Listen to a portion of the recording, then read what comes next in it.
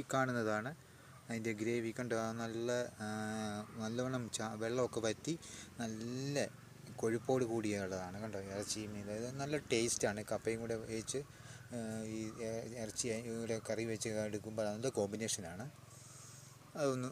ഇതുണ്ടാക്കിയ വീഡിയോയിലേക്ക് നമുക്ക് പ്രവേശിക്കാം. ഇതെന്തുവാണെന്ന് മനസ്സിലായോ? ഇത് ഒരു പ്രത്യേക രീതിയിലുള്ള നല്ല രുചികരമായിട്ടുള്ള നാവിൽ സ്വാദിൻ്റെ മുകുളങ്ങൾ ഉണരുന്ന രീതിയിലുള്ള ഒരു ഇറച്ചിക്കറിയാണ്. അതിന് വേണ്ടുന്നത് നല്ലവണ്ണം കറുവപ്പട്ട വേണം. അതുപോലെ തന്നെ കുറച്ച് സാജീരകം എടുത്തിട്ടുണ്ട്. പിന്നെ ഇത് കണ്ടോ, തക്കോലം എടുത്തിട്ടുണ്ട് കുറച്ച്. പിന്നെ കുറച്ച് ഞാൻ ഗ്രാമ്പു എടുത്തിട്ടുണ്ട്. ഇത്ര ഏലക്ക എടുത്തിട്ടുണ്ട്. പെരിഞ്ചീരകം ഇത്രയും എടുത്തിട്ടുണ്ട്. കുറച്ച് ഉലുവ എടുത്തിട്ടുണ്ട്. അതുപോലെ തന്നെ കുരുമുളക്, ഉപ്പ്, നല്ല ജീരകം, ഇവയെല്ലാം കൂടെ ഒന്ന് പൗഡർ ആക്കണം. ശരിക്കും പൊടിക്കണം, നന്നായിട്ട് പൊടിച്ച് ചേർക്കണം. ഇതിൽ ഏറ്റവും ടേസ്റ്റ് മേക്കർ എന്ന് പറഞ്ഞിരിക്കുന്നത് ഇതാണ്, കറുവാപ്പട്ടയാണ്. പിന്നെ ഏലക്കായും, പിന്നെ ഇതെല്ലാം വരുന്നുണ്ട്. ഇതെല്ലാം കൂടെ കൂടുമ്പോൾ നാവിലോട്ട് വെക്കുമ്പോൾ തന്നെ അതൊരു വലിയ സ്വാദേറിയ ഒരു സംഭവമാണ്. അത് ഞങ്ങളുടെ ഈ തറവാട്ടിൽ മാത്രം ചെയ്യുന്നൊരു കാര്യമാണ്. മറ്റാരുടെ കാര്യം ഞങ്ങൾക്ക് അറിയത്തില്ല. നമുക്ക് വീഡിയോയിലേക്ക് പ്രവേശിക്കാം. ഇത് സർവ്വം സുഗന്ധിയുടെ ഇലയാണ്. ഇത്രയും കൂടെ ഒന്ന് ഈ മസാലയുടെ കൂട്ടത്തിൽ ഇതുകൂടെ പൊടിച്ചിടുന്നുണ്ട്. അന്നേരം നല്ലൊരു വാസനയും കിട്ടും, ഒരു ടേസ്റ്റും കിട്ടും. ഒപ്പം ഇത്രയും കരിവേപ്പിലയുണ്ട്. കുറച്ച് ഇഞ്ചി ഗ്രേറ്റ് ചെയ്ത് വെച്ചിട്ടുണ്ട്. അതുപോലെ തന്നെ വെളുത്തുള്ളി ഇങ്ങനെ ചെറുതായിട്ട് ഇങ്ങനെ രണ്ടായിട്ട് കണ്ടിച്ചിട്ടിട്ടുണ്ട്. ഒപ്പം സവോള. ഇത്രയും കൂടെ ഇതാണ് പിന്നെ കാണിച്ചിരിക്കുന്നത്. നോക്കി, ഞാൻ ആ മസാലകളെല്ലാം കൂടെ ഒന്ന് പൊടിച്ചിട്ടുണ്ട്. ഉരുളിയിട്ട് പൊടിച്ചതാണ് കേട്ടോ, അല്ലാതെ വേറൊന്നുമല്ല. അതുകൊണ്ട് കുറച്ചുകൂടെ ഒന്ന് തരിയായി നന്നായിട്ട് പൗഡറാണെങ്കിൽ ഏറ്റവും നല്ലതാണ്. അപ്പോൾ ഇതെല്ലാം കൂടെ ഒന്ന് ഇട്ടൊരു കറിയാണ്. ഇതുകൊണ്ട് ഇപ്പോൾ നമ്മൾ എണ്ണ ഒഴിച്ചു, പാത്രം ചൂടായി, എണ്ണ ഒഴിച്ചു. അതിൻ്റെ അകത്തോട്ട് കായത്തിൻ്റെ കഷ്ണം ഇട്ട് അതൊന്ന് മൂത്ത് വരുമ്പോൾ നമ്മൾ കുറച്ച് കടുക്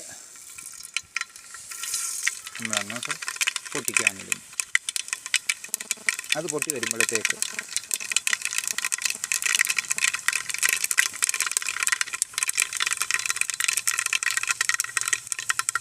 അതിനോടൊപ്പം തന്നെ അതെല്ലാം അങ്ങോട്ട്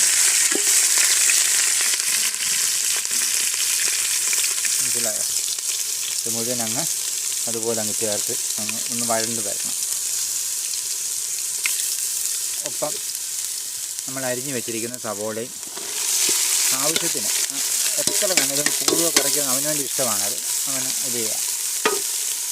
അതിട്ടതിന് ശേഷം കുറച്ച് മഞ്ഞളൂടെ. ഇന്നത്തെ എല്ലാം എന്താണേലും വിഷമയമായിരിക്കുമല്ലോ എന്തായാലും, അതൊക്കെ അതുകൊണ്ട് മഞ്ഞൾ നമ്മൾ ഉപയോഗിക്കും. ഇത്രയും ചേർത്ത് നമുക്കൊന്ന് വഴറ്റിയെടുക്കണം. വഴറ്റി നന്നായിട്ട് എടുത്തതിന് ശേഷം നമുക്ക് വീഡിയോ എടുക്കാം. മഞ്ഞളും അതെല്ലാം ഇതെല്ലാം ഒന്ന് സവോളയൊക്കെ ഒന്ന് നന്നായിട്ടൊന്ന് വഴന്ന് വന്നിട്ടുണ്ട്. അപ്പോൾ ആ വഴന്ന് വന്നതിൻ്റെ അകത്തോട്ട് നമ്മൾ ഇത് മുളക് പൊടിയും മല്ലിപ്പൊടിയുമാണ്. എരിവുള്ള മുളക് പൊടി, മല്ലിപ്പൊടി ഞാൻ എൻ്റെ എരിവിനനുസരിച്ച് എടുത്താണ്. അത് എടുക്കുന്നവർ അവരവരുടെ എരിവനുസരിച്ച് കഴിക്കുക. ഞാനിവിടെ ഒരു 7-8 സ്പൂണോളം ഞാൻ ചേർത്തിട്ടുണ്ട്. കാരണം വെച്ചാൽ ഇറച്ചി കൂടുതലുണ്ട്, അതുകൊണ്ട് ഞാൻ മുളക് കൂടുതൽ എടുത്തതാണ്. മുളകിൻ്റെ മല്ലി നമ്മുടെ കൊഴുപ്പിനനുസരിച്ച്, കറിക്ക് എത്ര കൊഴുപ്പ് വേണം അതനുസരിച്ചാണ് മല്ലി ചേർക്കുന്നത്.